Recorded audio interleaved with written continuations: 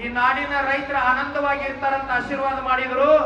ಮೊನ್ನೆ ಗುರ್ಲಾಪುರದೊಳಗ ರೈತ ಸಂಘದ ರಾಜ್ಯಾಧ್ಯಕ್ಷರಾಗಿರ್ತಕ್ಕಂಥ ಚುಣಪ್ಪ ಪೂಜಾರಿ ಅವ್ರ ನೇತೃತ್ವದೊಳಗ 10 ಲಕ್ಷ ಜನ 9 ದಿನಗಳ ಕಾಲ ಹೋರಾಟ ಮಾಡಿದ್ರು. 9ನೇ ದಿನಕ್ಕೆ ಯಾರು ಬಂದ್ರು ಅಂತಂದ್ರ ಪರಂ ಪೂಜ್ಯ ಡಾಕ್ಟರ್ ಮುರುಘರಾಜೇಂದ್ರ ಅಪ್ಪಾಜಿ ಅವರು ಬಂದು ಹೇಳಿದ್ರು, ಇವತ್ತು ನಿಮ್ಮ ಹೋರಾಟ ಮುಗಿತದ, 300 ರೂಪಾಯಿ ಸಿಗ್ತದ ಅಂತ ಹೇಳಿದ್ರು. ಒಬ್ಬ ಜ್ಞಾನಿ ಮನಸ್ಸು ಮಾಡಿದ್ರೆ ರೈತ ನಕ್ಕೊಂತಿರ್ಲಿಕ್ಕೆ ಸಾಧ್ಯ ಇಲ್ಲ. ಮುಗುಳಕೋಡ ಮಠ ಚಿಡಗಾ ಮಠದ ಪರಮ ಪೂಜ್ಯರು ಹೆಂಗದಾರ ಅಂತಂದ್ರ, ನಾ ಯಾಕೆ ಈ ವಿಷಯವನ್ನು ಹೇಳಕತ್ತೀನಿ ಅಂತಂದ್ರ, ಒಬ್ಬ ಬಾಲ ಬ್ರಹ್ಮಚಾರಿಗಳು ಒಬ್ಬ ಜ್ಞಾನಿಗಳ ಆಶೀರ್ವಾದ ಮಾಡಿದ್ರು ಅಂತಂದ್ರ ಇವತ್ತ ಕರ್ನಾಟಕದ ಪ್ರತಿಯೊಬ್ಬ ರೈತ 1 ಟನ್ನಿಗೆ 300 ರೂಪಾಯಿ ತಗೊಳಕತ್ತಾನ ಅಂತಂದ್ರ ಆ ಮಹಾತ್ಮರ ಆಶೀರ್ವಾದದಿಂದ ತಗೊಳಿಕತ್ತಾನ. ಬಹಳ ಏನು ಹೇಳೋದಿಲ್ಲ.